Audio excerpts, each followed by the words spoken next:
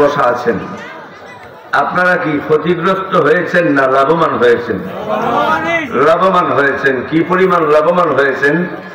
যারা বাইরে থেকে বের হয়ে এখানে এসেছেন, যতগুলো কদম আপনাদের ফেলতে হয়েছে, আল্লাহ তাআলা প্রত্যেকটি কদমে কদমে একটা নেকি আমলনামার মধ্যে লিপিবদ্ধ করেছেন।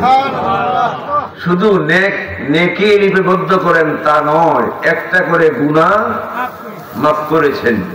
আল্লাহ তাআলা পরকালে একটা দরজা বন্ধ করেছেন। এটা আপনাদের লাভ হলো না লোকসান হলো? লাভ হয়েছে। শুধু তা নয়, আল্লাহ পাক রব্বুল আলামিন আপনাদেরকে এত সম্মানিত করেছেন, এত ইজ্জত দান করেছেন। আপনারা যে বাইরে থেকে বের হয়ে এসেছেন, আসার পথে আল্লাহ পাক রব্বুল আলামিনের নূরের তৈরি ফেরেশতাগণ আপনাদের পায়ের নিচে নূরের পাখা বিছিয়ে দিয়েছে। অন্য বর্ণনায় এসেছে আল্লাহর রাসূল বলেন তাদেরকে নূরের পাখা দিয়ে ছায়া দিতে থাকে। কেন? রেদন লিতালিবিল ইলম, ইলমে দ্বীন অন্বেষণকারীদের সন্তুষ্টির জন্য ফেরেশতারা তাদেরকে সম্মান প্রদর্শন করেন। শুধু তা নয়, আপনাদের এত দাম আল্লাহ তাআলার কাছে। আল্লাহ পাক রব্বুল আলামিন এক জাক রহমতের ফেরেশতা এখানে পাঠিয়ে দিয়েছেন। রহমতের ফেরেশতা আমাদেরকে বেষ্টনী দিচ্ছে, নিরাপত্তা বেষ্টনী দিচ্ছে। সুবহানাল্লাহ বলেন। শুধু তা নয়, আল্লাহ পাক রব্বুল আলামিনের পক্ষ থেকে এখানে রহমতের বারিধারা চালু রয়েছে। যতক্ষণ চলবে ততক্ষণে আল্লাহর রহমত বর্ষিত হতে থাকবে। শুধু তা নয়, আল্লাহ পাক রব্বুল আলামিন অশান্ত মনকে প্রশান্ত করার জন্য আল্লাহ পাক আমাদের অন্তরের মধ্যে সাকিনা নাযিল করেছেন। এটা কার কথা? আল্লাহর কথা। মানুষ যখন লাভের কথা শুনে, যখন দেখে তার জীবনে কিছু লাভ হয়েছে, তখন ওই মানুষ আত্মতৃপ্তি পায়। এই দীর্ঘ সময় পর্যন্ত আপনারা এখানে বসে আছেন, এখনো বসে রয়েছেন, এটা আসলে দুনিয়ার কোনো স্বার্থে নয়, দুনিয়ার কোনো আরাম ভোগ বিলাসিতার জন্য নয়, একমাত্র আল্লাহকে পাওয়ার জন্য। একমাত্র আমার জীবনে যে অসংখ্য অগণিত গুনাহ আমাদের দ্বারা হয়েছে, আল্লাহ পাক নিয়ে এই ওসিলায় আমাদের গুনাহগুলো মাফ করেন। কথা ঠিক না? রাসূল করিম সাল্লাল্লাহু আলাইহি ওয়াসাল্লাম ইরশাদ ফরমান, قال النبي صلى الله عليه وسلم لا يكون قوم يذكرون الله إلا خفتهم الملائكة وغشيتهم الرحمة ونزلت عليهم السكينة وذكرهم الله في من عنده। আল্লাহ রাসূল বলেন, কোন সম্প্রদায় আল্লাহর জিকিরের কোন মাজলিসের মধ্যে যদি বসে, খাফাতহুমুল মালাইকা, তাদেরকে আল্লাহর রহমতের ফেরেশতারা ডেকে নেয়। ওয়া গাশিয়াতহুমুর রাহমা, আল্লাহ পাকের রহমত তাদেরকে ডেকে ফেলে। ওয়া নাযালাত আলাইহিমুস সাকিনা, তাদের অন্তরের মধ্যে বিশেষ শান্তি বর্ষণ করেন। শুধু তা নয়, ওয়া যাকারাহুমুল্লাহু ফী মান ইনদা, আল্লাহর রাসূল বলেন, আজকে চরকাশিমনগর নুরানি মাদ্রাসার মাহফিলের মধ্যে যারা উপস্থিত হয়েছেন, বসে আছেন, আল্লাহ পাক রব্বুল আলামিন আরশে আজিমের মধ্যে আমাদের কথা আলোচনা করতেছে। আল্লাহর আরশে আমাদের কথা কি হচ্ছে? আলোচনা হচ্ছে। আমার বান্দা বান্দীরা জীবনের গুনাহগুলো মাফ করানোর জন্য জান্নাতের প্রত্যাশায় গভীর রাত পর্যন্ত এখানে বসে আছে। আল্লাহ পাক ফেরেশতাদেরকে লক্ষ্য করে বলবেন, ও আমার ফেরেশতারা, তোমরা সাক্ষী থাকো, আমি তাদের সকলের গুনাহ খাতা মাফ করে দিলাম। এর চেয়ে বড় সফলতা আর কি হতে পারে? আমার জীবনের গুনাহ যদি মাফ হয়ে যায়, আর জান্নাতে যাওয়ার জন্য গুনাহ মাফ ছাড়া জান্নাতে যাওয়া যাবে না। আর নিজের জীবনের গুনাহগুলো মাফ করাইয়া জান্নাতের বাসিন্দা হওয়াটাই হলো মানুষের জন্য সবচেয়ে বড় সফলতা। দুনিয়ার মধ্যে ক্ষমতার আসনে সমাসীন হলেন, সেটা সফলতা নয়। দুনিয়ার মধ্যে আপনি একজন দানবীর হিসাবে পরিচিতি লাভ করলেন, সেটা সফলতা নয়। দুনিয়ার মধ্যে আপনি একজন প্রভাবশালী ব্যক্তি হিসাবে পরিচিতি লাভ করেছেন, সেটা সফলতা নয়। দুনিয়ার মধ্যে জমিদারিত্ব আপনি পেয়েছেন, সেটা সফলতা নয়। একমাত্র সফলতা হলো জাহান্নাম থেকে মুক্তি পাওয়া, জান্নাতের বাসিন্দা হওয়া। ঠিক না বেটি? আল্লাহ রাব্বুল আলামিন ইরশাদ ফরমান, فمن زحزح عن النار وأدخل الجنة فقد فاز وما الحياة الدنيا إلا متاع الغرور। আল্লাহ রাব্বুল আলামিন ইরশাদ ফরমান, ফামান যুহজিহা আনিন নার, যাকে জাহান্নাম থেকে মুক্তি দেওয়া হলো, ওয়া উদখিলাল জান্নাতা ফাকাদ ফাজ, জান্নাতের বাসিন্দা বানানো হলো, সেই হলো সবচেয়ে বড় সফল কাম। বলেন তো, জান্নাতে যেতে হলে গুনাহ নিয়ে কি জান্নাতে যাওয়া যাবে না? গুনাহ থেকে মুক্ত হয়ে জান্নাতে যেতে হবে। কথা ঠিক না? অতি সংক্ষেপে কথা শেষ করব। বলেন, আমরা যারা এখানে উপস্থিত হয়েছি, আমাদের আমলনামার মধ্যে গুনাহ আছে না নাই? আছে। এই কথা কেউ বলতে পারবে না আমার কোনো গুনাহ নাই, আমি নিষ্পাপ। বরঞ্চ এই কথা বলতে পারবে কি পরিমাণ গুনাহ আমি করেছি, সেটা আমি বলতে পারি না। ঠিক না? এই পরিমাণ গুনাহ আমাদের হয়েছে যে হয়তো আমাদের জানা নাই, কিন্তু হাসরের ময়দান যখন কায়েম হবে, তখন আমার জীবনের প্রত্যেকটি আমল আমার সামনে উপস্থাপন করা হবে, আমার হাতে দেওয়া হবে, আমলনামা আমার হাতে উপস্থাপন করা হবে, আর বলা হয়, ইকরাউ কিতাবিয়া, তোমার জীবনের আমলের যেই আমলনামার মধ্যে লিপিবদ্ধ করা হয়েছে, সেই আমলনামা তুমি নিজেরটা নিজেই পড়ো। সেদিন অন্য কেউ পড়বে না, আমাদের নিজের আমলনামা নিজেদেরকেই পড়তে দেওয়া হবে। আর আমরা আমলনামা পড়ে পড়ে আশ্চর্যান্বিত হয়ে যাব, আমার জীবনের এমন ক্ষুদ্র চেয়ে ক্ষুদ্র গুনাহ ছাড়া হয় নাই, আমার জীবনের প্রত্যেকটি আমলকে আমলনামার মধ্যে কি করা হয়েছে? লিপিবদ্ধ করা হয়েছে।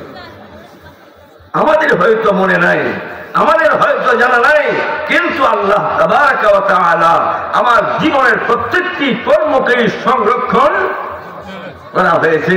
যখন আমলনামা হাতে দেওয়া হবে, তখন প্রত্যেকটি মানুষ তার আমলনামা পড়ে তার জীবনের কর্মগুলো যখন তার চোখের সামনে এসে যাবে, আশ্চর্যান্বিত হয়ে বলবে, মা লিহাযাল কিতাব, কি আশ্চর্য কিতাব! লা ইউগাদিরু সাগীরাতান ওয়ালা কাবীরাতান ইল্লা আহসাহা, আমার জীবনের ছোট বড় কোনো আমলই বাদ দেয় নাই, সবগুলো লিপিবদ্ধ করা হয়েছে। বলেন তো, আমাদের জীবনের আমলগুলো লিপিবদ্ধ হচ্ছে কি হচ্ছে না? আমি আপনাদের সামনে গোপন তথ্য একটি ফাঁস করে দিতে চাই। এটা যদি আমাদের জীবনে, ভবিষ্যৎ জীবনে যদি নাকি আমাদের মাথায় এটাকে আমরা মনে রাখি, তাহলে আমাদেরকে গুনাহ থেকে বাঁচা সম্ভব হবে। আমি আপনাদের কাছে জানতে চাই, আমাদের রাষ্ট্র যিনি পরিচালনা করেন, রাষ্ট্রের মধ্যে অন্যায় ব্যভিচার দমন করার জন্য রাষ্ট্রীয়ভাবে কিছু আইন শৃঙ্খলা বাহিনী নিযুক্ত আছে কিনা নাই? রাষ্ট্রের দুর্নীতি, অশ্লীলতা, বেহায়াপনা, রাষ্ট্রবিরোধী কার্যক্রম, এগুলোকে দূর করার জন্য রাষ্ট্রের পক্ষ থেকে এমন কিছু আইন শৃঙ্খলা বাহিনী করা হয়, নিযুক্ত করা হয়। কিছু কিছু আইন শৃঙ্খলা বাহিনী এমন আছে ইউনিফর্মওয়ালা, আর কিছু কিছু আইন শৃঙ্খলা বাহিনী আছে যার কোনো ইউনিফর্ম নেই। ইউনিফর্মওয়ালা আইন শৃঙ্খলা বাহিনী কেন? তাদেরকে দেখে যেন মানুষ অন্যায় কাজ না করে। যতক্ষণ পর্যন্ত আইন শৃঙ্খলা বাহিনী মানুষের সামনে থাকে, ততক্ষণ পর্যন্ত তার বয়সে অন্যায় কাজ থেকে বিরত থাকে। কিন্তু আইন শৃঙ্খলা বাহিনী যখন চলে যায়, তখন তো কিছু মানুষ এমন আছে গোপনীয় ভাবে অন্যায় কাজ করে। ঠিক না বেটি? আমাদের দেশে আইন শৃঙ্খলা বাহিনী আছে না নাই?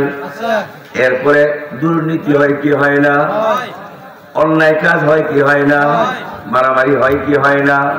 সব কিছুই হয়। এই জন্য রাষ্ট্রের পক্ষ থেকে এমন কিছু আইন শৃঙ্খলা বাহিনী রেখেছেন যে আইন শৃঙ্খলা বাহিনী হিসাবে মানুষ চিনে না। তাকে বলা হয় গোয়েন্দা বাহিনী। ঠিক না বেটি? গোয়েন্দা বাহিনীর কোনো পোশাক আছে? গোয়েন্দা বাহিনীর কোনো ইউনিফর্ম নেই। গোয়েন্দা বাহিনীর অবস্থাটা হলো কোনো জায়গায় পাগলের বেশ ধরে, কোনো জায়গায় ভিক্ষুকের বেশ ধরে, কোনো জায়গায় মুসাফিরের বেশ ধরে, কোনো জায়গায় সাধারণ মানুষের বেশ ধরে মানুষের ভিতরে ঘোরাঘুরি করতে থাকে। গোপনীয় ভাবে কে অন্যায় করে সবগুলো লিখে লিখে প্রশাসনের কাছে জমা দেয়। ঠিক না বেটি? বলেন তো, যারা ইউনিফর্ম ওয়ালা তাদের সামনের থেকে মানুষ বাঁচতে পারে, কিন্তু গোয়েন্দা বাহিনীর সামনের থেকে বাঁচা সম্ভব নয়। আল্লাহ পাক আমাদের সব কাজ দেখেন কি দেখেন না? সব কিছুই দেখেন। আমরা যা করতেছি গোপনীয় ভাবে করি, প্রকাশ্য ভাবে করি, কোনো কিছুই আল্লাহ পাকের কাছে অস্পষ্ট নয়। কিন্তু আল্লাহ পাক, আমি আপনাদেরকে জানিয়ে দিচ্ছি, 4 প্রকারের দায়িত্বশীল নিযুক্ত করে রেখেছেন, যারা সর্বক্ষণ আমাদের কর্মবিধিগুলো কি করতেছেন? পর্যবেক্ষণ করতেছেন। আমাদের আমলগুলো তারা সংরক্ষণ করতেছেন। কয় প্রকারের দায়িত্বশীল? 4 প্রকার বলছে। 4 প্রকারের বাহিনী নিযুক্ত আছে। এই বাহিনীগুলো সর্বক্ষণ আমার সাথে আছে, আমার থেকে এক মুহূর্ত বিচ্ছিন্ন হয় না। আমি অন্ধকারে থাকতে পারি, রাত্রিবেলায় অন্যায় করতে পারি, এই রাত্রের অন্ধকারেও আমার সাথে সে জড়িত। এই গোয়েন্দা বাহিনীগুলো আমাদের জানা দরকার কি দরকার না? কিনা দরকার কিনা?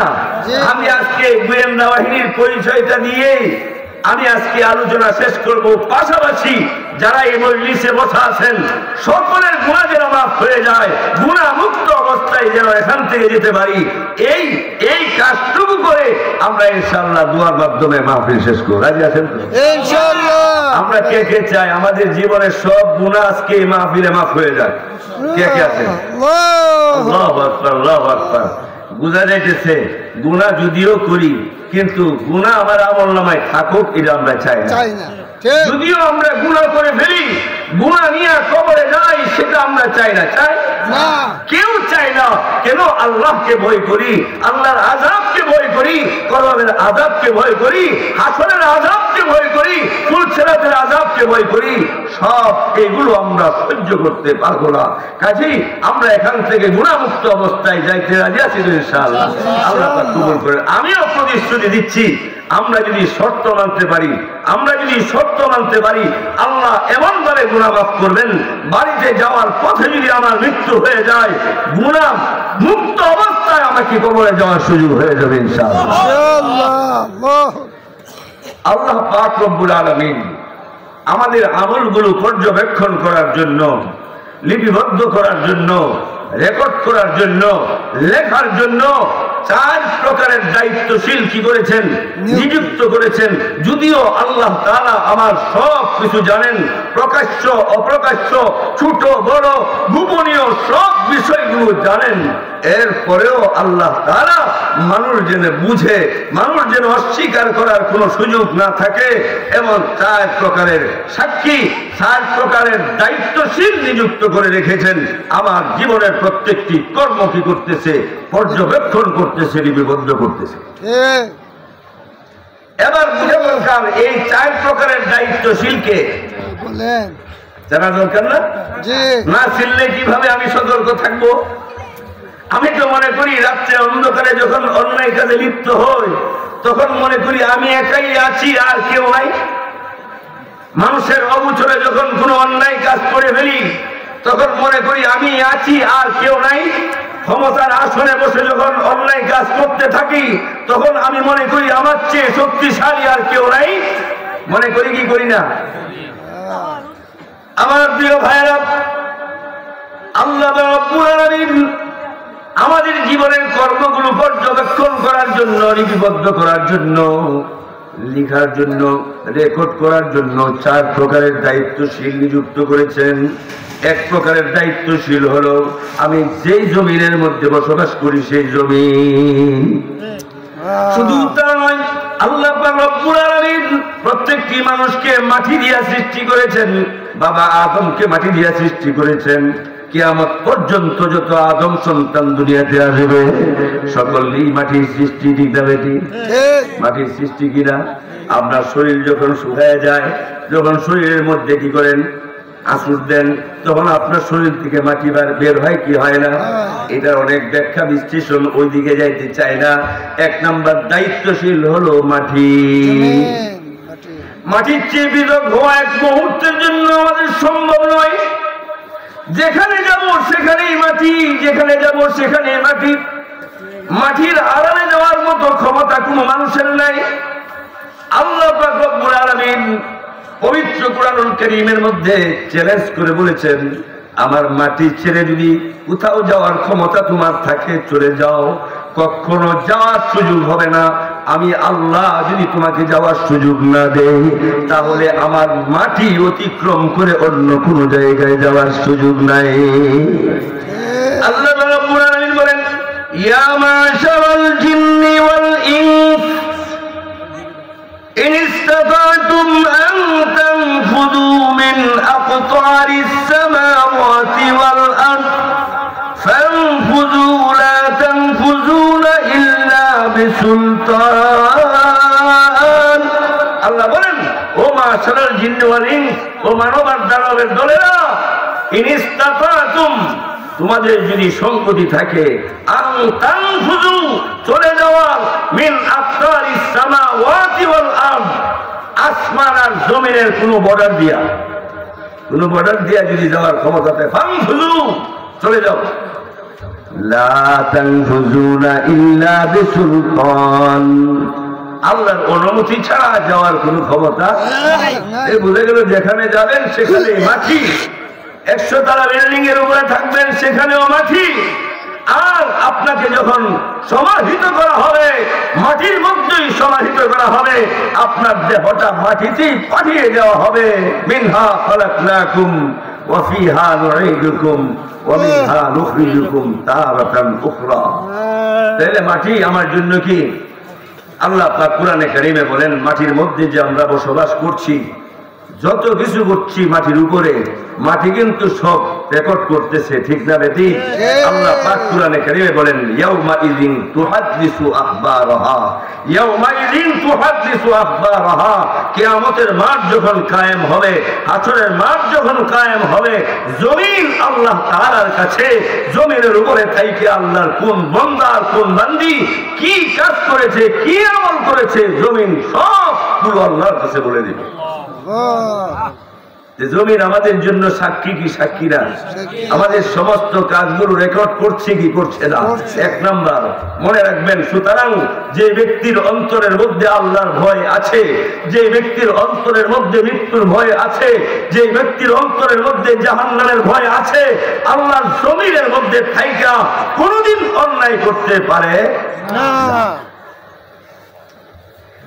2 নম্বর সাক্ষী হলো, 2 নম্বর দায়িত্বশীল হলো আমার অঙ্গ প্রত্যঙ্গ। হাসরের ময়দান যখন কায়েম হবে, আমার অঙ্গ প্রত্যঙ্গ গুলো আল্লাহ পাক রব্বুল আলামিনের কাছে আমার বিরুদ্ধে সপক্ষে অথবা বিপক্ষে সাক্ষী দিবে। আমি তো মনে করি আমার অঙ্গ প্রত্যঙ্গ, আমার জান, কারো অঙ্গের মধ্যে যদি কোনো আঘাত হয়, সাথে সাথে চিকিৎসার জন্য, সুস্থ করার জন্য মেডিকেল যায় কি যায় না? মাথায় যদি ব্যথা হয়, হাতে যদি নাকি ব্যথা হয়, হাতের সুস্থতার জন্য আমার কষ্ট উপার্জিত অর্থগুলো ব্যয় করি। কারণ হাত আমার অঙ্গ, হাত আমার সপক্ষে আছে, হাত আমার উপকারে আছে। কিন্তু আল্লাহর নাফরমানি যদি করে বান্দা, তোমার হাত তোমার সপক্ষে আল্লাহর দরবারে অবস্থান গ্রহণ করবে না। তোমার হাত তোমার বিপক্ষে আল্লাহ তাআলার দরবারে অবস্থান করবে।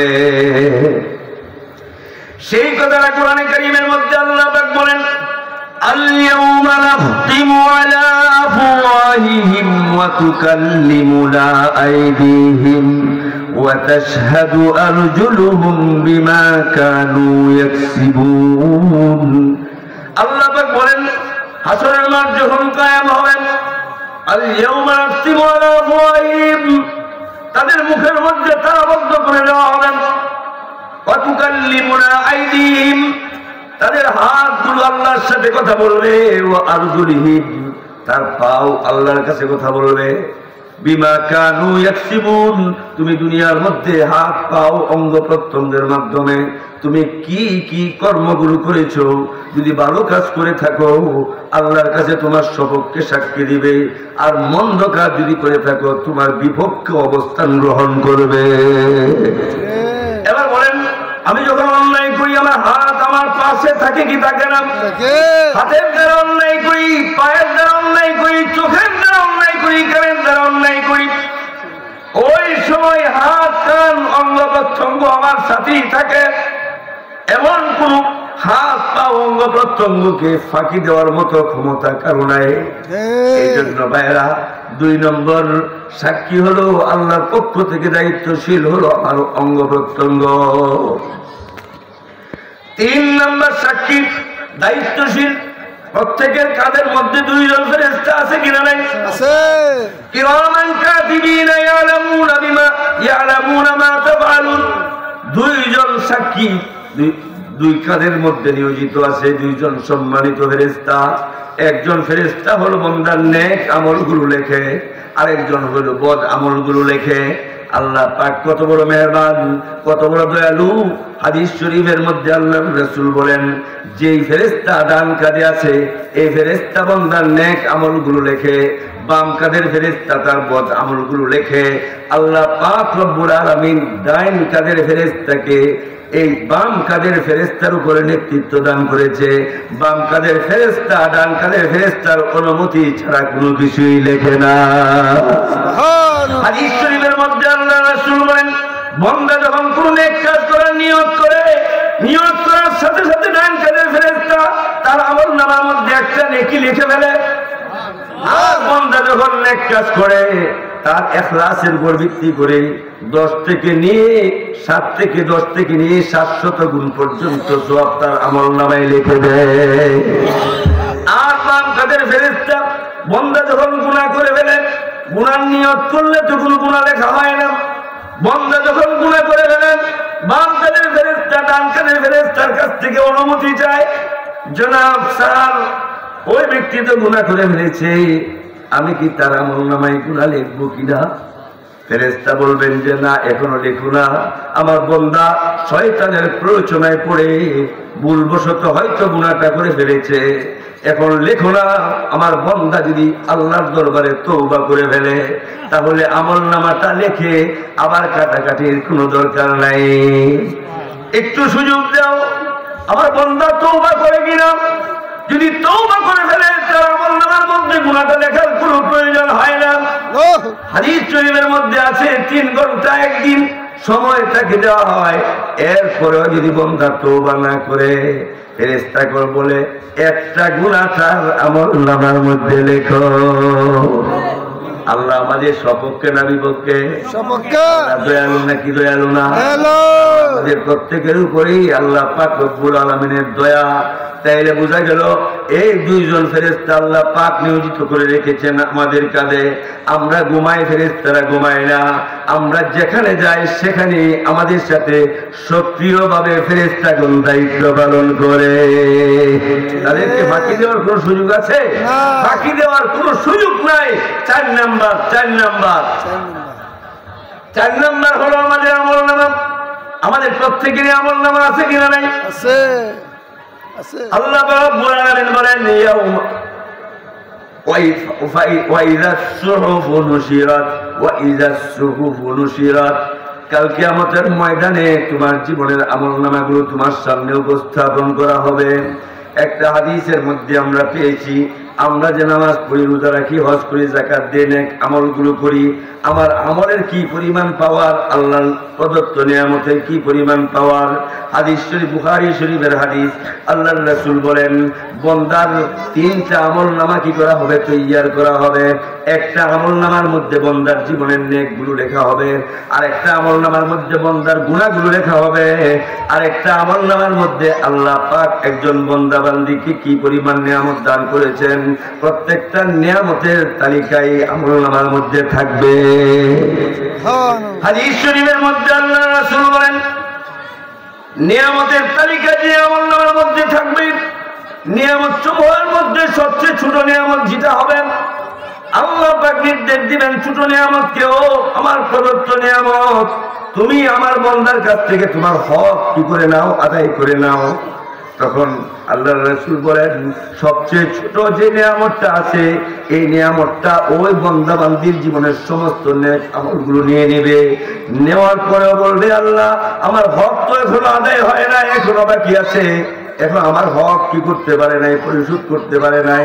অথচ আল্লাহ পাক তো আমাকে আপনাকে একটা নিয়ামত দান করেন নাই, এমন পরিমাণ নিয়ামত আল্লাহ দান করেছেন যে নিয়ামতগুলো যদি আমি লিপিবদ্ধ করতে চাই, নিয়ামতগুলো যদি আমি কোথাও লিখতে চাই আমার জীবন খতম হয়ে যাবে।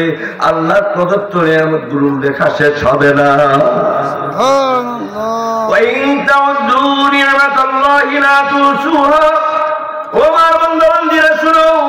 আমি তোমাদেরকে এই পরিমাণ নিয়ামত দান করেছি, তোমরা যদি তোমাদের জীবনে আমার প্রদত্ত নিয়ামতগুলোর তালিকা করতে থাকো তোমাদের জীবন খতম হয়ে যাবে, কিন্তু আমার নিয়ামতগুলো গুণে শেষ করতে পারবে না।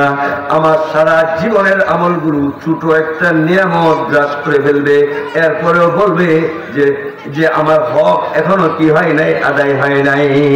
ঠিক আছে, আল্লাহ রব্বুল আলামিন হলেন আরহামুর রাহিমিন, দয়ালু আল্লাহ পাক রব্বুল আলামিন বলবেন বাকি যত নিয়ামত আমি আল্লাহ দান করেছি সমস্ত নিয়ামতের হক আমি আল্লাহ তাআলা মাফ করে দিলাম, সবগুলো মাফ করে দিলাম, সবগুলো মাফ করে দিলাম। আল্লাহ পাক ওই বান্দাকে জান্নাতের মধ্যে পৌঁছাইয়া দিবে। সম্মানিত হাজিরিন, আমলনামা আমাদের প্রত্যেকের জন্য আছে কিনা নাই? কি পরিমাণ আমলনামা আমার ভাইয়েরা! হাদিস শরীফের মধ্যে আসছে আল্লাহ পাক যখন হিসাব কিতাব কাজ শেষ করবেন সর্বশেষ একজন ব্যক্তি থাকবে যার আমলনামা হিসাব করা হবে, ৯৯টা দফতর হবে, ভলিউম হবে। ভলিউমটা কি পরিমাণ হবে? উপরের দিকে তাকাইলে পরে চোখের দৃষ্টি যতটুকু যায় ওই দিকে তাকাইলে পরে যতটুকু যায়, ডান দিকে বাম দিকে তাকাইলে যতটুকু যায়, প্রত্যেকটা আমলনামা এত বড় এত এত এত বড় হবে। এমন ৯৯টি আমলনামা প্রত্যেকটি বান্দা বান্দির হবে। আল্লাহ পাক ফেরেশতাদেরকে নির্দেশ দিবেন, ফেরেশতারা শুনো আমার এই বান্দার আমলনামাগুলো একটু পর্যবেক্ষণ করো, কি পরিমাণ নেক করেছে আর কি পরিমাণ গুনাহ করেছে। ফেরেশতারা তালাশ করে করে বলবে রব্বুল আলামিন তার সমস্ত আমলনামার মধ্যে কোনো নেকি তালাশ করে পাই নাই, যা আছে সব গুনাহ। আল্লাহ পাক কত বড় দয়ালু মেহেরবান। আল্লাহ বলবেন বান্দারে, ফেরেশতারা রে আমার এই বান্দার একটা আমল আমার কাছে আছে, সেই আমলটাকে একটা পাল্লার মধ্যে উঠাও আর ৯৯টা দফতরকে এক পাল্লার মধ্যে উঠাও।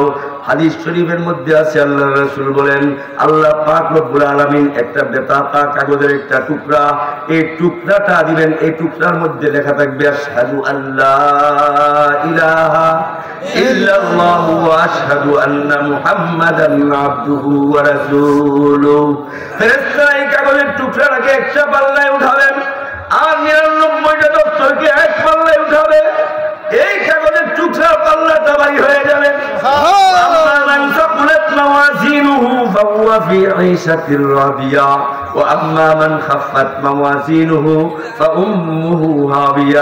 আমার জীবনের আমলগুলোকে নেকি এবং বদিকে দুই ভাগ করে নেকিকে এক পাল্লায় উঠানো হবে, বদিকে এক পাল্লায় উঠানো হবে।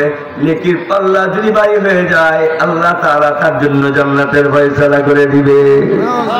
সম্মানিত হাজিরিন, আমাদের প্রত্যেকের নামে আমলনামা আছে না নাই?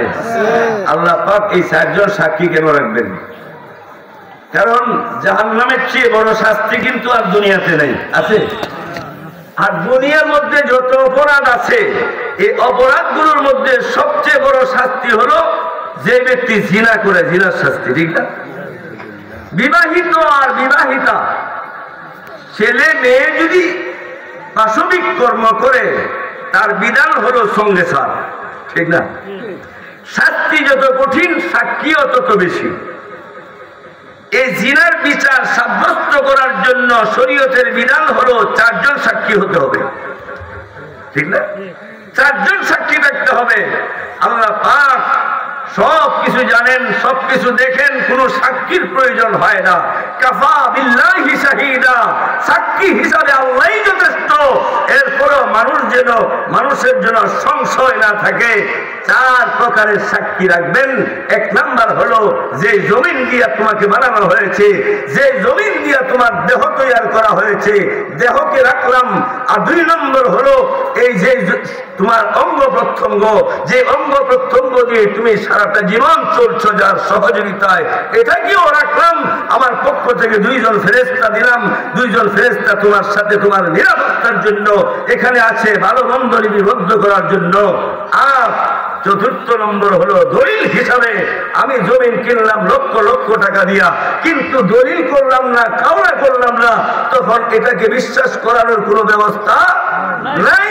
এই জন্য আল্লাহ পাক রব্বুল আলামিন আমলনামার মধ্যে সব লিপিবদ্ধ করে দিবেন।